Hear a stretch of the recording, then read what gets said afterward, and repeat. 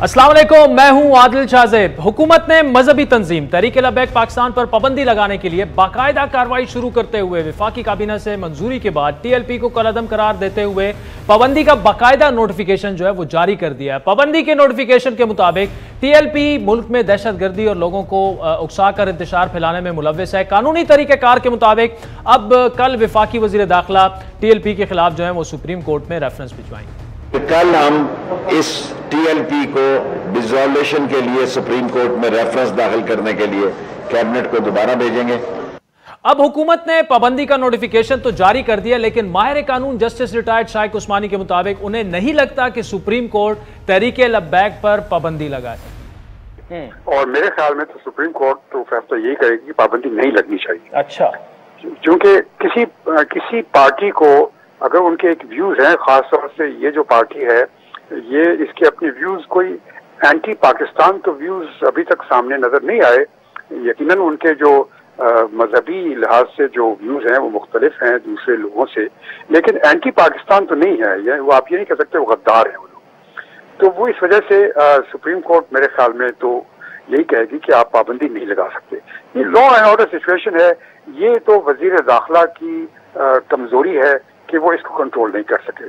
किसी मुल्क में दुनिया में हर जगह इस किस्म की इंसिडेंट होते हैं और जो दाखिला जो इंटीरियर मिनिस्ट्री होती है वो उसको कंट्रोल करने की कोशिश करती है और ये फेल हो गई है हमारी हुकूमत इस काम में। ये एक बड़ी कंफ्यूजन है कि क्या किसी सियासी जमात पर पाबंदी लग भी सकती है या नहीं। इस पर तफसीली गुफ्तगू आज के प्रोग्राम में करेंगे, लेकिन आज हुकूमत वही बातें कर रही है, वही तावीलें दे रही है जो 2 साल पहले सुप्रीम कोर्ट के जज मिस्टर जस्टिस काजी फायज ईसा ने फैजाबाद धरना केस के फैसले में दी थी। और ये सब कुछ हुकूमत के लिए शर्मिंदगी का बायस इसलिए भी है क्योंकि यही हुकूमत खुद उसी फैसले के खिलाफ अदालत में गई और आज जस्टिस काजी फायज ईसा खुद इस मामले को पर जो है उसकी वजह से उनके बकौल वो केस भुगत रहे हैं। आज भी सुप्रीम कोर्ट में नजरसानी केस की समाअत के मौके पर मिस्टर जस्टिस काजी फायज ईसा ने दलाल देते हुए धरना केस जो है उसके फैसले का जिक्र करते हुए कहा कि फैजाबाद धरना केस के फैसले के बाद मुझ पर क़यामत बर्पा की गई। खादिम रिजवी ने खुद धरना केस पर कोई नजरसानी दायर नहीं की, लेकिन उनके अलावा तकरीबन हर शख्स ने नजरसानी दायर की।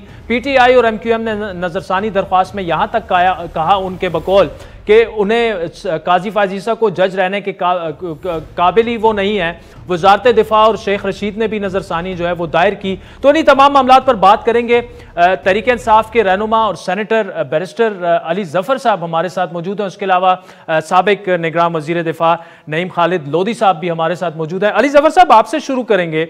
ये मामला अब ऐसा है कि TLP पर अब बैन लग गई है, बाकायदा नोटिफिकेशन भी जारी हो गया है। शाइक उस्मानी साहब को भी आपने सुना, वो समझते हैं कि सुप्रीम कोर्ट ऐसा नहीं करेगी, ना ही वो कर सकती है supreme court.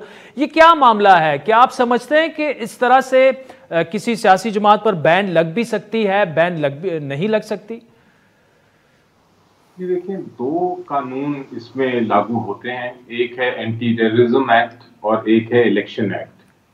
Anti terrorism act के तहत अगर कोई इस तरह की हरकत पार्टी की ऑर्गेनाइज्ड हो जिसमें जिस तरह हमने देखा कि ये एक मॉब वायलेंस नहीं था, ये एक पार्टी की एक पॉलिसी थी जिसके तहत ये सारा कुछ हुआ, तो उसको एक टेररिस्ट पार्टी डिक्लेयर किया जा सकता है।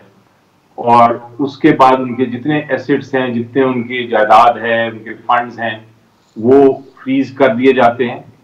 और उसके साथ साथ अगर कोई उस पार्टी या उस ऑर्गेनाइजेशन के साथ मुंसलिक होगा या उसको कोई मदद करेगा तो उसके खिलाफ भी एक ये क्रिमिनल एक्शन लिया जा सकता है। ये भी एक जुर्म होता है।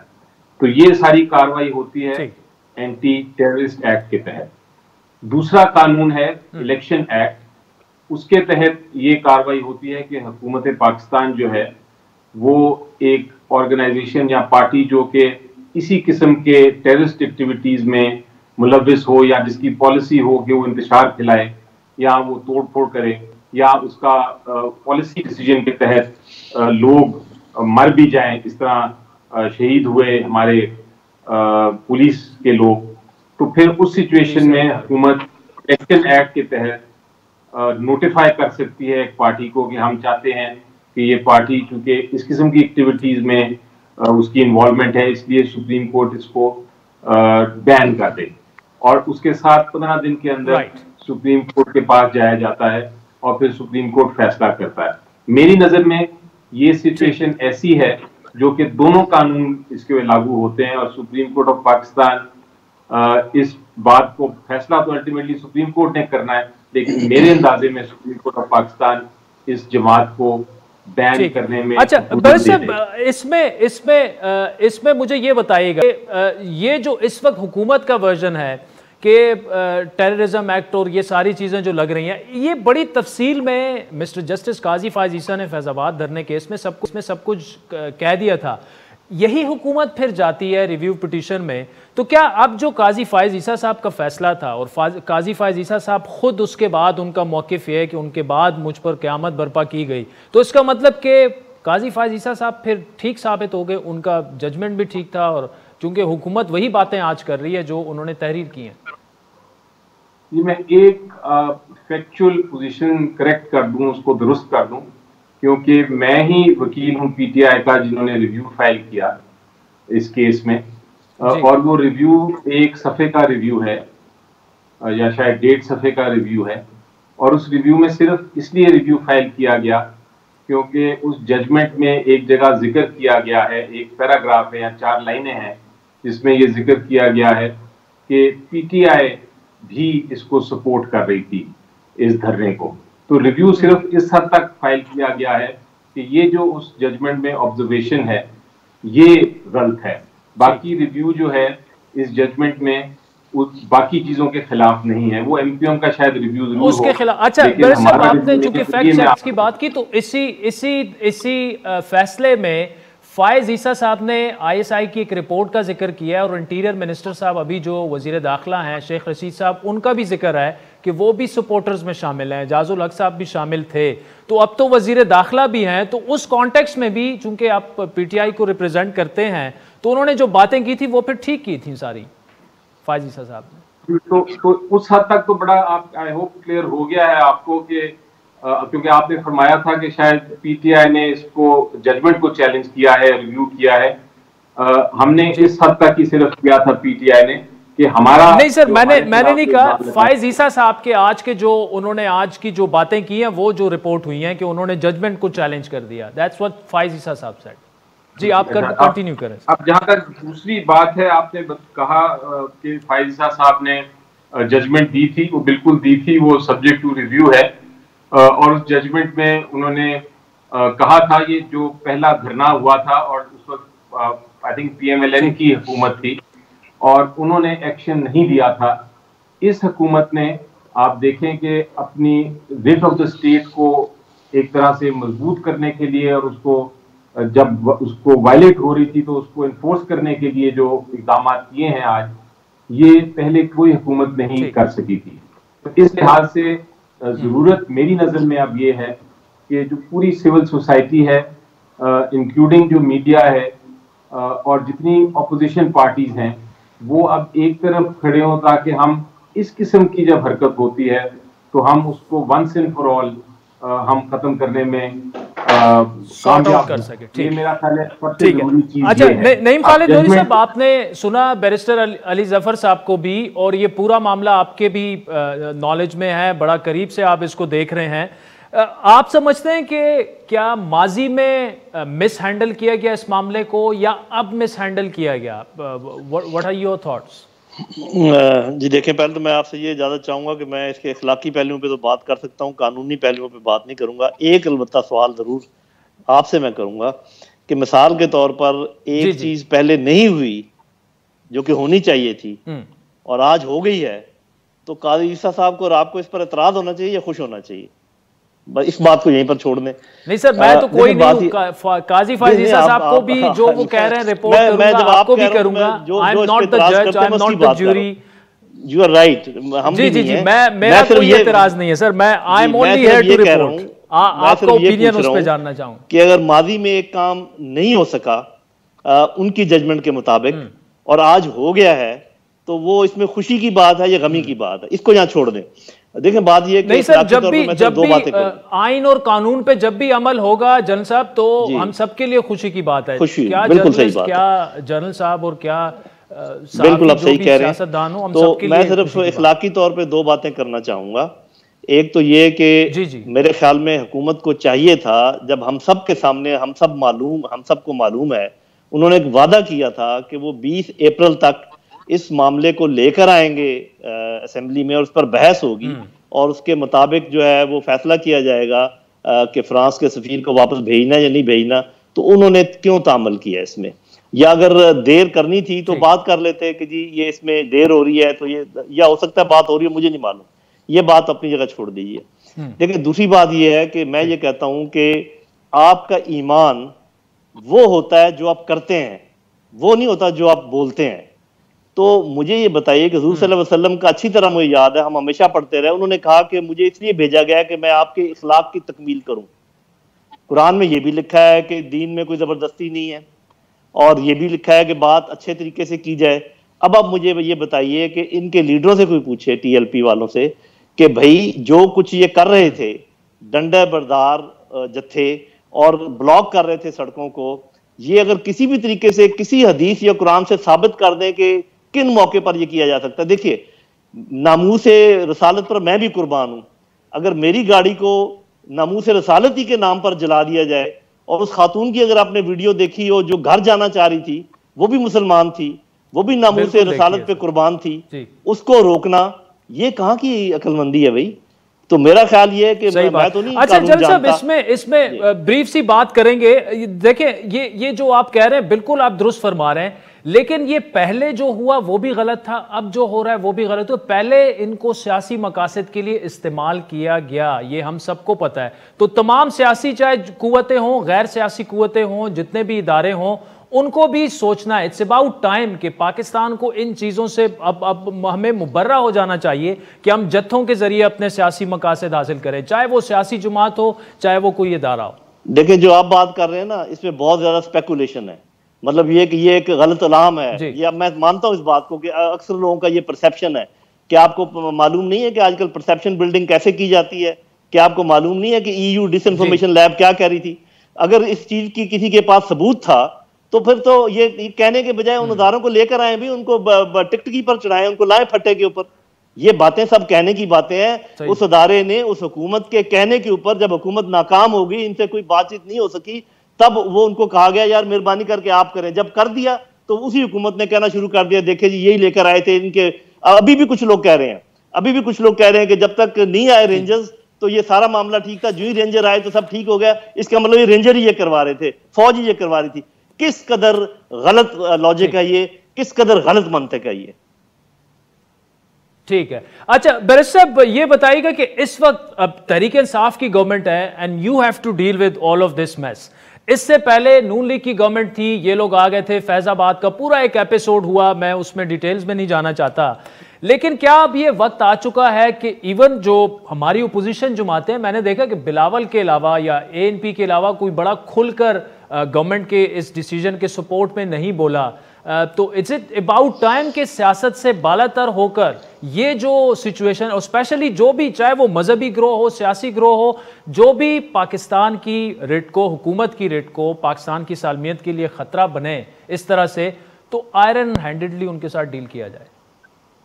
इसमें कोई शक नहीं है जी कि ये बिल्कुल जरूरी है। हम बात करते हैं टॉलरेंस की, हम बात करते हैं इंसानी हकूक की, फंडामेंटल राइट्स की, हम आइन की बालादस्ती की बात करते हैं, रूल ऑफ लॉ की बात करते हैं, और इन्हीं सारी बातों में एक जो सबसे इंपॉर्टेंट और अहम चीज है वो ये है कि अगर कॉन्स्टिट्यूशन को, लॉ एंड ऑर्डर को, रूल ऑफ लॉ को, जानो माल को अगर कोई वायलेट करता है, अगर उसको नुकसान पहुंचाता है, तो फिर स्टेट की एक जिम्मेदारी है कि वो उसको, जिस तरह आपने कहा, आयरन हैंड के साथ, सख्त से सख्त हाथ के साथ वो उसके साथ डील करे।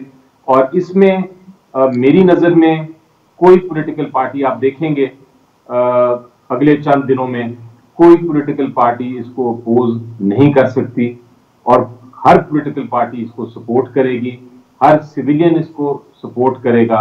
और हमें बहुत एक अपॉर्चुनिटी दी है अल्लाह ताला ने कि हम एक बार एग्जाम्पल बनाएं और इस सारी चीज को दुरुस्त करें, क्योंकि ये बार बार मौका नहीं मिलता। आप अगर ये मौका खो जाते हैं, और ये हमने देखा अपने माजी में कि जब भी हमने मौका खोया तो जो वो छोटा सा चूहा था वो अजदहा बनता गया। तो जरूरी हमारे लिए ये है कि इस बार हम सारे मिलकर इसको एक बार खत्म करें। आप डिबेट करें, आप बहस करें, आप अच्छे अल्फाज में जो मर्जी कहना है कहें, लेकिन आप मार-काट, इस तरह की स्टेट को यानी एक तरह से सॉवरेनिटी ऑफ द स्टेट आप वायलेट कर रहे हैं, आप दुश्मनी कर रहे हैं अपने मुल्क के साथ। ये कोई मुल्क भी टॉलरेट नहीं करेगा, बर्दाश्त नहीं करेगा और हमें भी नहीं करना चाहिए। और यह सिलसिला बंद होना चाहिए सियासी जमातों की तरफ से भी, गैर सियासी लोगों की तरफ से भी, और कोई भी अगर परसेप्शन भी है तो को भी ऐसा परसेप्शन दूर करना चाहिए। नईम खालिद लोधी साहब हमारे साथ मौजूद थे, बैरिस्टर अली जफर साहब, thank you so much for joining अस। नाज़रीन, वक्त तो चाहता है एक ब्रेक का। अफगानिस्तान के बारे में बड़ी अहम डेवलपमेंट हुई है। बाइडन एडमिनिस्ट्रेशन ने ऐलान कर दिया कि सितंबर 11 तक अभी अमरीकी ट्रूप्स जो है वहाँ से निकल आएंगी। पहले मई में उन्होंने निकलना था। इस पर तफसीली गुफ्तगू करेंगे। सीनियर साफ़ी और मुसन्निफ अहमद रशीद साहब हमें ज्वाइन करेंगे हमारे साथ।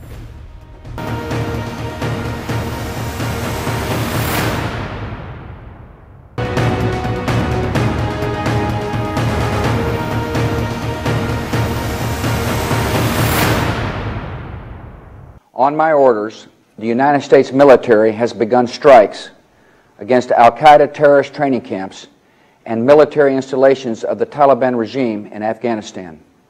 I'm now the 4th United States president to preside over American troop presence in Afghanistan. 2 Republicans, 2 Democrats. I will not pass this responsibility on to a 5th. I've concluded that it's time to end America's longest war. It's time for American troops to come home. 20 साल पर मुहित गैर मुल्की सरजमीन पर अमरीकी तारीख की सबसे तवील जंग, 4 अमरीकी सदूर, $2 खरब, 2,500 अमरीकी फौजी और 1 लाख से ज्यादा सिविलियन हलाकतों के बाद बिलाखिर अब 11 सितंबर को इख्तिताम पजीर होने जा रही है। अफगानिस्तान से अमरीकी फौज का इनखिलाब प्लान के मुताबिक साबिक सदर डोनाल्ड ट्रंप का जो प्लान था उनकी इंतजामिया का 1 मई 2020 तक मुकम्मल होने का मुआहदा किया गया था तालिबान से, जिसमें अब बाइडन इंतजामिया ने 5 माह की तोसी कर दी है। लेकिन तोसी के इस ऐलान पर अफगानिस्तान के मसले से जुड़े बाकी जो स्टेक होल्डर्स हैं वो शुकूक और शुबहात का इजहार कर रहे हैं। अफगान तालिबान ने अमरीकी फौज के इनखिलाब में सितंबर तक तारीख का जो तोसी है ऐलान का, उसे दोहा मुआहदे की खिलाफ वर्जी करार देते हुए फौरी इनखिला का उन्होंने मुतालबा कर दिया है। इससे पहले ही अफगान तालिबान अफगानिस्तान से मुकम्मल फौजी इनखिला तक अफगान पीस प्रोसेस के लिए मुज़ाकरात का हिस्सा बनने से इनकार कर चुके हैं और अब उन्होंने 24 अप्रैल को अंकारा में जो अमन पीस कॉन्फ्रेंस होनी थी अफगानिस्तान के हवाले से, उसमें भी शिरकत से इनकार कर दिया है। अफगानिस्तान में नेटो मुमालिक के इस वक्त 9,600 जबकि 2,500 से ज्यादा अमरीकी फौजी तैनात हैं। तालिबान ने गुज़श्ता साल अमरीका के साथ होने वाला जो मुआहदा था उसके बाद बैनुल अक़वामी जो फौजी हैं उन पर हमले बंद कर दिए थे, लेकिन अफगान हुकूमत के खिलाफ उनकी जंग अभी भी जारी है। गुज़श्ता माह तालिबान ने धमकी यह भी दी थी कि अगर 1 मई तक तमाम गैर मुल्की अफवाज ने अफगानिस्तान से इनखिला ना किया तो उनके खिलाफ दोबारा से हमले शुरू कर दिए जाएंगे, जिस पर सख्त अमरीकी रद्द-ए-अमल भी आया था। दूसरी जानिब अफगान तालिबान ना ही अफगान हुकूमत को तस्लीम करते हैं जो कि अलमिया है, और ना ही वह अफगानिस्तान के आइन को किसी तौर पर तस्लीम करते हैं। गुज़श्ता माह अफगान सदर अशरफ गनी की जानिब से रवां साल के इख्तिताम तक इलेक्शन की तजवीज़ भी तालिबान ने मुस्तरद कर दी थी और अब मुआहदे की तकमील में तोसी जो है वो मामलात को बिगाड़ भी सकती है। अगर अमरीका तालिबान मुआहदे की बुनियाद पर अफगानिस्तान में जंगबंदी नहीं होगी तो आगे क्या हो सकता है इसका अंदाजा लगाना ज्यादा मुश्किल नहीं है। अमरीकी फौज के इनखिला के साथ साथ अफगानिस्तान में मुकम्मल अमन के लिए काबुल हुकूमत और तालिबान के माबैन जो गलतफहमियां हैं वो दूर करना भी इस वक्त इंतहाई जरूरी है।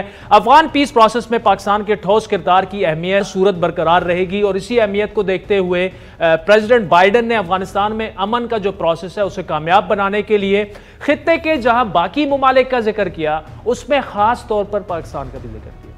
We'll ask other countries in the region to do more to support Afghanistan, especially Pakistan. यहां यह बात भी अहम है नाज़रीन के बाइडन एडमिनिस्ट्रेशन ने पाकिस्तान से जो पहला बाज़ाब्ता एक राब्ता बनाया उसकी बुनियाद भी अफगानिस्तान पीस प्रोसेस ही है। इसी सिलसिले में गुज़श्ता 3 माह के दौरान 2 मरतबा अमरीकी नुमाइंदा ख़ुसूसी बराए अफगानिस्तान एम्बेसडर ज़ल्मे खलीलजाद वो पाकिस्तान आए, अस्करी क़यादत से मुलाकात की, प्राइम मिनिस्टर इमरान खान से मुलाकात की। फिर आज अमरीकी प्रेसिडेंट के ऐलान से पहले गुज़श्ता रोज़ army chief general Qamar Javed Bajwa से अमरीकी जो वज़ीर ख़ारजा एंथनी ब्लिंकन उन्होंने टेलीफोन पर राब्ता किया। अफगान पीस प्रोसेस के लिए कोशिशें भरपूर तरीके से जारी हैं, लेकिन यहां सबसे अहम सवाल आज भी यही है कि अफगानिस्तान से अमरीकी फौज का इनखिला क्या अमन लाएगा या फिर खाना जंगी का बायस बनेगा? और क्या अफगान सिक्योरिटी फोर्सेस उसका जो सिचुएशन है, अगर इंटरनेशनल वहां से अफवाज निकल जाती हैं तो क्या अफगान जो सिक्योरिटी के इदारे हैं या जो अफगान फौज है, पुलिस है, क्या वो टेक ओवर करने के लिए और अफगानिस्तान का अमन व अमान का कंट्रोल संभालने के लिए वो तैयार भी हैं? बीबीसी पाकिस्तान और अफगानिस्तान के जो नामा निगार है सिकंदर किरमानी, उन्होंने इस सूरत हाल पर अफगान तालिबान आज ही बातचीत की, जरा वो देखें पहले। At the moment, are you preparing for peace or are you preparing for more war? مونږ پوره صلح لپاره آماده یو، پوره خپل جهاد هم آماده یو، نه ستړي کېدونکې مبارزې لپاره آماده یو. Lots of people I speak to, they fear the Taliban coming into power because they think they'll see a repeat of what happened in the 1990s. Do you think that you did things wrong back then and would things be different now? چې طالب او پخوانی اوسنی خو یو طالب دی، البته افرادو کې خامخا تغییر او تبدیل او څوک د چا طبیعت سخت وي، د چا لږ نرم وي. अब इनका लुबे लुबाब यह था कि 20 साल तक मुसलसल लड़ने के बाद अमेरिका को यह बात तो समझ आ गई है कि मसले का हल खून बहाने से नहीं बल्कि बातचीत से निकलता है। लेकिन दूसरी जानिब जो तालिबान है, जो दूसरा फरीक है, वो अब ये समझते हैं साथ साथ कि जो दहाइयों की लड़ाई के बाद अभी वो थके नहीं है और मौजूदा हालात को वो अपनी फतह और अमरीकी शिकस्त से ताबीर कर रहे हैं, और यही रवैया खतरे की एक घंटी भी है। इन तमाम मामलात पर बात करेंगे। मायनात सहाफ़ी और बैनुल-अक़वामी अमूर पर कई किताबों के मुसन्निफ अहमद रशीद साहब हमारे साथ मौजूद हैं। अहमद रशीद साहब, पहले तो thank you so much for joining us. Sir, बड़ी अहम डेवलपमेंट आज हुई है। अब ये जो विड्रॉवल है अमरीकी ट्रूप्स की, वो तकरीबन 5 महीने उसमें डिले आ गया है। तालिबान का फौरी रिएक्शन आ गया है कि नहीं जी, आप फौरी इनखिला करें जो आपने हमारे साथ मुआहदे किए हैं, वरना दोबारा से हम जंग की तरफ चले जाएंगे। सर, ओवरऑल आप खित्ते की जो सिचुएशन, तेजी से तेज होती हुई सिचुएशन को कैसे ऑब्जर्व कर रहे हैं? मेरे ख्याल में बहुत से लोग, खासतौर अफगान पॉपुलेशन जो है वो शौक में है कि ऐसा फैसला अमेरिका ने किया है, और इसी वजह से secretary of state mister Blinken वो काबुल भी आज गए हैं और अशरफ गनी साहब को भी दिलासा दिया है कि अमेरिका अभी छोड़ेगा नहीं, फौजी तो निकालेंगे मगर पैसे और बजट और डिफेंस बजट की इमदाद अमेरिका और नेटो अभी तक आगे भी करेगा। हकीकत ये है कि जो मेरे ख्याल में तालिबान के ऊपर बहुत प्रेशर आएगा, बैनुल-अक़वामी, इस खित्ते की प्रेशर, और जो मीडिएटर्स हैं कि वो तुर्की का कॉन्फ्रेंस जो है उसको अटेंड करें। और तालिबान बहुत गलती कर रहा है अगर ये तुर्की का कॉन्फ्रेंस रद्द कर दे। इसी वजह से अभी से भी बहुत से मुल्क, जो पिछली मीटिंग हुई थी मॉस्को में, बहुत से मुल्क ये कह रहे हैं कि तालिबान को इंसिस्ट कर रहे हैं कि वो पिछली जो निज़ाम उनने चलाया था अफगानिस्तान में 90 में, तो वो उसकी रिपीट नहीं हो। अभी कोई पता नहीं है, 1 साल गुजर गया है ये पहले मुआहदे का अमेरिका और तालिबान के दरमियान, उसके बाद हमको कोई इशारा नहीं मिला है कि तालिबान की पॉलिसी क्या है, वो किस किस्म की हुकूमत चाहते हैं, किस तौर पे अशरफ गनी साहब के साथ काम करेंगे या नहीं, एक आर्जी हुकूमत बने, परमानेंट हुकूमत बने। अभी कोई अंदाजा नहीं है किसी को कि तालिबान चाहता क्या है, और ये जब तक ये वाज़ेह नहीं होगा, तालिबान का दिल नहीं है मेरे ख्याल में कि अपना स्ट्रेटजी जो है वो वाज़ेह करे। अच्छा, इसमें अहमद रशीद साहब, मैं इस पे आपसे एग्री करूंगा कि तालिबान फिलहाल अपने कार्ड्स उस तरह से शो नहीं करने चाहते। क्या उसकी एक बड़ी वजह यह भी है कि वो इस वक्त जो कहते हैं ना, उनकी जहनी कैफियत जो है वो अपने आप को बहैसियत फातेह अब देख रहे हैं कि जी फतह हमारी हो गई है, आज नहीं तो कल, मई में नहीं तो सितंबर में सारी बैनुल-अक़वामी अफवाज निकल जाएंगी और फिर अफगान ट्रूप्स तो हमारा मुकाबला कर ही नहीं सकते। सो क्या आप समझते हैं कि वो वेट एंड सी की पॉलिसी देखते हुए आगे बढ़ेंगे? लेकिन अगर वाकई तालिबान ऐसा करना चाहते हैं तो ये तो फिर स्ट्रेटेजिकली स्पीकिंग, डिप्लोमेटिकली स्पीकिंग बहुत बड़ी गलती की है इंटरनेशनल ममालिक ने, अमेरिका ने भी और बाकी ममालिक ने भी, कि सारे उनके कैदी सारे छुड़वा दिए, उनको सब कुछ दे दिया, अब जब उनके देने का टाइम आया है तो वो पीछे हट रहे हैं। जी अमेरिका ने एक बहुत ही सेंसिबल चीज किया, वो उनने ये कहा है कि 1 मई को जो पिछला डेट था अमेरिका फौज को विड्रॉ करने के लिए, वो 1 मई को वो शुरू कर देंगे अपने फौज को निकालना अफगानिस्तान से, और सितंबर में जाके ये खत्म होगा। अब मुआहदा जो हुआ है दोहा में, जो पिछले साल हुआ था, वो ये था कि तालिबान जितने अमेरिका निकलते रहे, नेटो निकलता रहे, तालिबान कोई हमला उनके ऊपर नहीं करेगा। तो बाइडेन ने उनको वैसे फंसा दिया है कि अभी हम तो 4-5 महीने और रहना है और हम आहिस्ता आहिस्ता विड्रॉल करेंगे, और आपने कोई हमला नहीं करना है हमारे खिलाफ। अब ये तो अमेरिकी फौज और नेटो फौज की बचत हो सकती है। असल मसला ये है अब, जिसमें बहुत से लोग पेशन गोई कर रहे हैं, कि जो अफगान फौज है और जो अफगान हुकूमत है वो स्टैंड अप कर सकेगी एक तालिबान मुकम्मल हमले के सितंबर के बाद।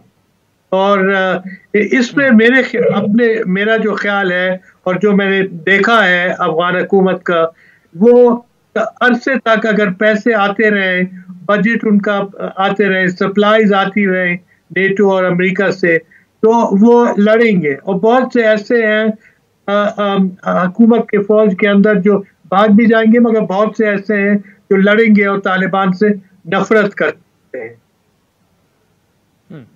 ठीक, अच्छा अहमद रशीद साहब, इसमें प्रेसिडेंट बाइडेन ने जो स्पीच में इंडिया का भी जिक्र किया और रीजनल काफी ममालिक का भी जिक्र किया, इस पूरे कॉन्टेक्स्ट में पाकिस्तान और इंडिया में जो कहा गया बैकडोर राब्ते हुए, मुज़ाकरात का भी इंटरनेशनल पेपर्स में रिपोर्ट हुआ, उस पूरे सिनारियो में आप अफगानिस्तान की जो मौजूदा सिचुएशन अब डेवलप हो रही है उसको कैसे देखते हैं? पाकिस्तान का किरदार, फिर इंडिया, पाकिस्तान हमेशा से एक चीज पाकिस्तान को बादर करती रही कि इंडिया का किरदार जो है अफगानिस्तान में, अफगानिस्तान की सॉइल पाकिस्तान के लिए इस्तेमाल नहीं होनी चाहिए पाकिस्तान के खिलाफ। तो इस पूरे सिनारियो को कैसे आप एनालाइज करेंगे?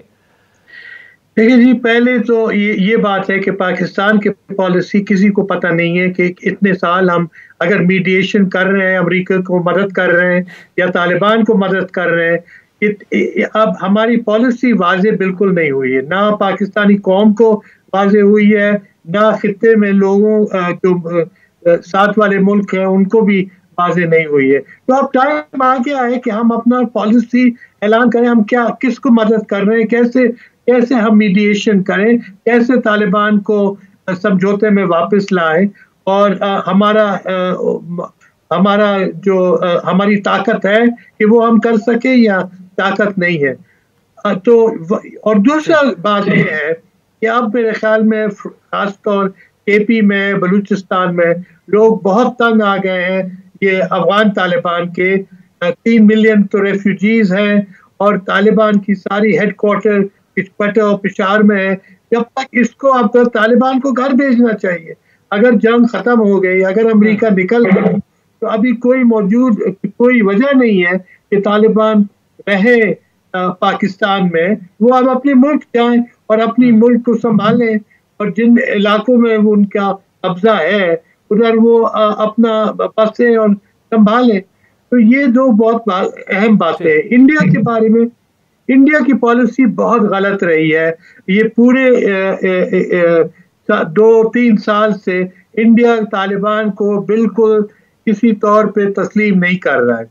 अब जी देखें, इंडिया इतना बड़ा मुल्क है और वो ये नहीं मान रहा है कि तालिबान ने आधा अफगानिस्तान से ज्यादा उनने कब्जा कर लिया है, और आप अभी तक नहीं उनको मान रहे, उनके साथ बातचीत नहीं करेंगे, और बस ये इल्जाम लगा दिया कि ये तालिबान जो है पाकिस्तान के साथ है, तो इसलिए हम बात नहीं करेंगे। तो इंडिया मेरे ख्याल में बहुत उसकी पॉलिसी जो है नाकाम हुई है, और अब वो कोशिश करेंगे कि कैचअप करें कि पाकिस्तान जो बैनुल अक़वामी सिलसिला बन रहा है खित्ते में, खासतौर यूनाइटेड नेशंस के साथ, कि अगर 4-5 मुल्क इकट्ठा हो के एक मीटिंग करें और स्टेटमेंट दें कि वो अपील करते हैं तालिबान को कि ये बातचीत जारी रखे काबुल हुकूमत के साथ, तो उसमें अगर इंडिया अगर शामिल हो तो गलत बात नहीं होगी, मेरे ख्याल में अच्छी बात होगी।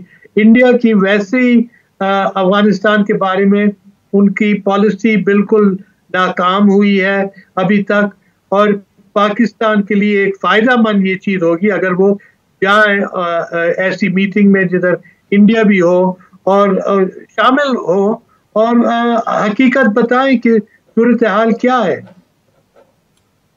ठीक, अच्छा अहमद रशीद साहब, एक बड़ा सा सवाल है ये अफगान पीस प्रोसेस को लेकर, और अभी जो अब्दुल्ला आए थे पाकिस्तान, उनसे भी जब हमारी मुलाकात हुई थी तो यही सवाल मैंने उनके सामने भी रखा था, कोई खातिर ख्वाह जवाब मुझे वहां से भी नहीं मिला था कि तालिबान जो हैं वो अफगान कॉन्स्टिट्यूशन को उस तरह से रिगार्ड नहीं करते, they don't believe in elections.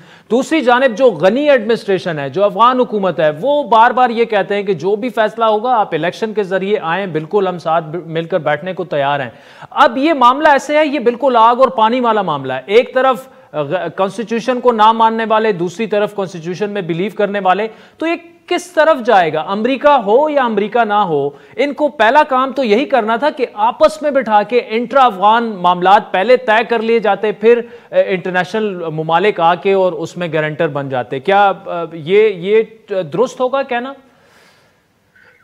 एक तो ये बात है कि बिल्कुल आपकी बात सही है, तालिबान कभी इलेक्शन नहीं मानेगा, वो समझता है कि इलेक्शन जो है गैर इस्लामी है। दूसरी बात ये है कि दो इलेक्शन जो हुए हैं अफगानिस्तान में बिल्कुल नाकाम हुए हैं। इतना फ्रॉड और बैलेट स्टफिंग और हर गलत चीज हुई है उन इलेक्शन में, कोई भरोसा नहीं है जो सदर और 2 दफा अब्दुल्ला नजदीक आया है सदर बनने का और वो नहीं बना है, और अंदरूनी तौर पे बहुत सख्त मुखालिफ है अफगान लीडरों के दरमियान।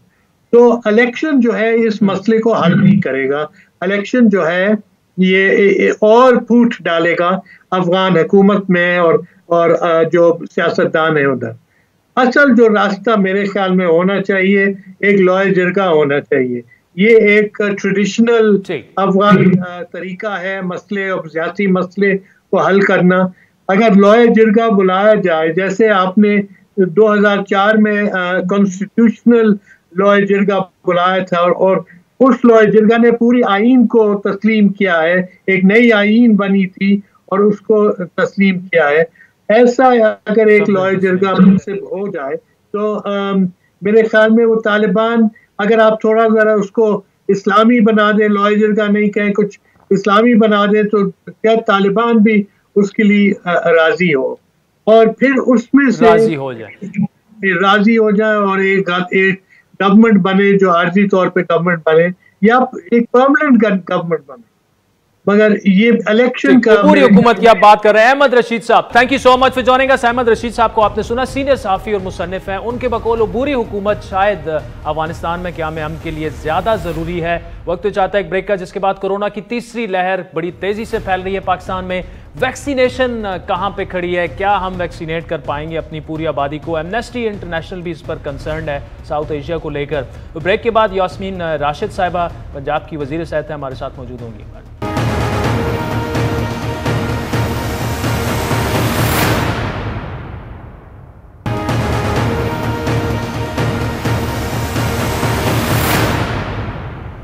वेलकम बैक नाज़रीन। कोरोना की तीसरी लहर शिद्दत इख्तियार करती जा रही है। गुज़श्ता 24 घंटों के दौरान पाकिस्तान भर में कोरोना से मजीद 118 लोगों की जान चली गई। ये मुसलसल तीसरा रोज़ है कि जब मुल्क भर में 100 से ज़्यादा अमवात रिकॉर्ड हो रही हैं। गुज़श्ता रोज़ मौजूदा साल एक रोज़ में सबसे ज़्यादा 135 अमवात रिकॉर्ड हुई। आलमी सतह पर केसेस का अगर जायज़ा लिया जाए तो योमिया नए केसेस की दर्जाबंदी में पाकिस्तान आज 11वें नंबर पर, जबकि योमिया बढ़ती हुई अमवात के आलमी रैंकिंग में पाकिस्तान 24 घंटों के दौरान 12वें नंबर पर आ चुका है। अब तक कोरोना में सबसे ज्यादा जो मुतासरा सूबा है वो नजर आ रहा है कि पंजाब है, दूसरे नंबर पर खैबर पख्तूनख्वा है।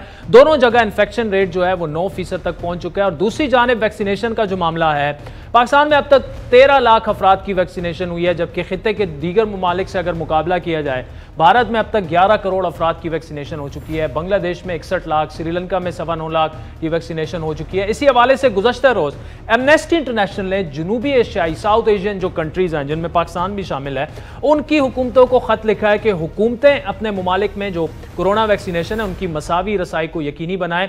इन्हीं तमाम मामलात पर बात करेंगे। पंजाब की वजीर डॉक्टर यास्मीन राशिद साहिबा हमारे साथ मौजूद हैं, उनसे जानेंगे। डॉक्टर साहिबा, thank you so much for joining अस। पहले तो उम्मीद है आपकी अपनी सेहत, अब आप रूह बसेहत हैं, हमारी दुआएं भी आपके साथ हैं। क्या सिचुएशन है ओवरऑल डॉक्टर साहिबा पंजाब में?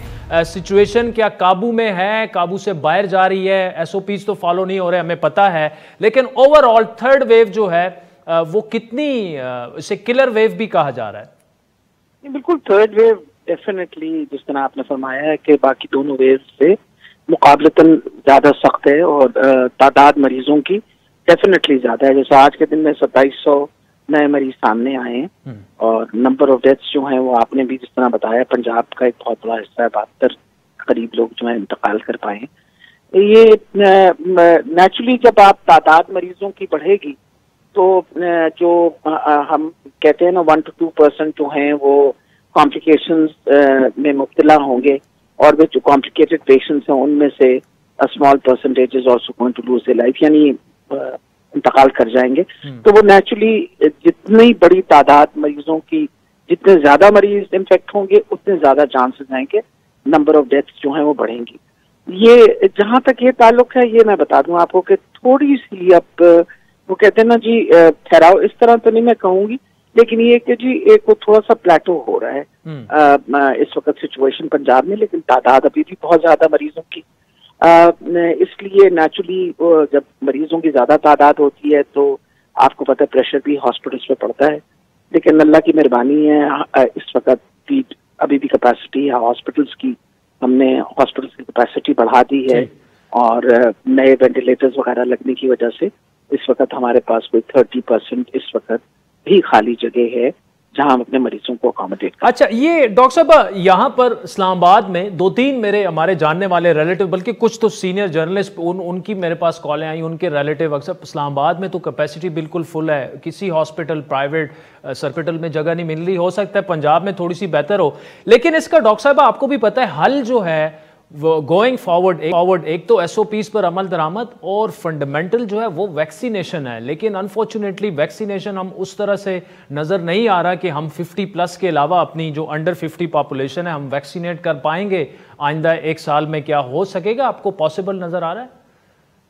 जो आपकी सबसे वल्नरेबल पॉपुलेशन वो तो अबव 50 है, इसके बारे में तो आपको शक शुबह वजह ये नहीं रही, क्योंकि जितने हमारे पास स्टेटिस्टिक्स हैं पूरे, आपको पता है तो तकरीबन 1.5 साल हो गया इस वबा में से हम गुजर रहे हैं, वो सारे स्टेटिस्टिक्स यही शो करते हैं कि अबव एज 50 सबसे ज्यादा वल्नरेबल है। अगर हम एफर्ट करके और अबव एज 50 वालों को हम पाकिस्तान में वैक्सीनेट कर लें तो हालात बहुत बेहतर हो सकते हैं। वजह यह है कि नेचुरली वैक्सीनेशन से ये तो नहीं है कि भाई इन्फेक्शन नहीं लगेगी, लेकिन डेफिनेटली ये जरूर है कि जब इन्फेक्शन लगती है तो उसकी जो सख्ती है वो बहुत कम हो जाती है। तो उस सिलसिले के अंदर हमने पंजाब के अंदर तो बहुत बड़ी ड्राइव शुरू की हुई है। रमजान कल पहली रमजान में कोई तकरीबन 30,000 यानी 2 उसके अंदर हमने बैचेस के अंदर ये एक सुबह 10 से लेकर 4 बजे तक और शाम 9 बजे से लेकर सुबह 1 बजे तक तकरीबन 30,000 लोगों को वैक्सीनेट किया। आज के दिन में कोई मेरे पास जो भी नंबर्स आए इस पे डॉक्टर साहब कतई कलामी की माफी, इन बिल्कुल आपको क्रेडिट भी इसका जाता है और शायद पाकिस्तान उन चंद ममालिक में शामिल है जहां पे वॉक इन सेंटर्स बाकायदा बने हुए हैं वैक्सीनेशन के लिए। लेकिन जो थर्ड वेव है उसमें हमारी भी जितनी डॉक्टर से बात होती है वो कहते हैं कि ये यूथ को, यंग पॉपुलेशन को भी ज्यादा जो है वो अटैक उस पर कर रही है। और गवर्नमेंट यहां पर तो हमें ये कह रही है कि ईद के बाद हम regardless of the age registration शुरू कर देंगे। तो सवाल ये कि क्या आप देख रही हैं कि वैक्सीनेशन लूप में हमारे प्लान्स उस तरह से हैं कि हम ये कर पाएंगे ईद के बाद ये रजिस्ट्रेशन आप शुरू होता देख रही हैं, या थोड़ा सा एम्बिशियसली वो? मेरा ख्याल है कि what is important to understand कि सबसे पहले तो हमारी कमिटमेंट अबव 50 की है जी। और उसके लिए आज ही मेरी बड़ी डिटेल में डॉक्टर फैसल सुल्तान साहब से बात हुई है इंशाल्लाह अगले इसी हफ्ते, ये जो नेक्स्ट वीक है, इसके अंदर हम उम्मीद रख रहे हैं कि 23 तारीख तक को तकरीबन हमारे पास 40 लाख वैक्सीनेशन जो है वो आ जाएगी। और नेचुरली ये वैक्सीन लगाने में भी तो आपको पता वक्त लगता है। अब जितना बड़ा हम एफर्ट कर रहे हैं पंजाब के अंदर, आपके सामने है, लोगों के घरों तक पहुंच के कर रहे हैं। कल के दिन में 900 लोगों को घर के अंदर जाके हमने वैक्सीनेट किया। लोगों का आना पहुंचना सेंटर के ऊपर इंश्योर करना, हमें एक एनसीओसी ने दे रखा था टारगेट 30,000 का, और हम पूरी कोशिश कर रहे हैं कि वो 30,000 जो है वो हम रोजाना अचीव करें। लोगों घर में जाके। डॉक्टर साहब, जो 40 लाख वैक्सीनेशन का आप बता रही हैं, डॉक्टर फैसल ने आपको कहा, ये कहाँ से आनी है? कुछ उन्होंने ये चाइना को जो ऑर्डर किया हुआ था ना, जिसमें साइनोफार्म है जी, और फिर सबसे बड़ी बात है कॉन्साइनो। और कॉन्साइनो का जो बड़ा एडवांटेज है कि it is a single dose. अच्छा, तो एक ही डोज जो है वो लग रही है, उसमें कॉन्साइनो हमारे पास ऑलरेडी आई हुई है। उसमें कोई 30,000 डोजेज हमारे पास ऑलरेडी आ चुकी थी। वो हम वैसे भी जो अबव 80 हैं, अबव 70 हैं, उन पे इसलिए लगा रहे हैं, घरों पे जब जाके लगाते हैं, रादर देन कि हम 2 दफा उनको तकलीफ दें, एक ही दफा में उनको वैक्सीन लग रही है। उसका ये एडवांटेज है।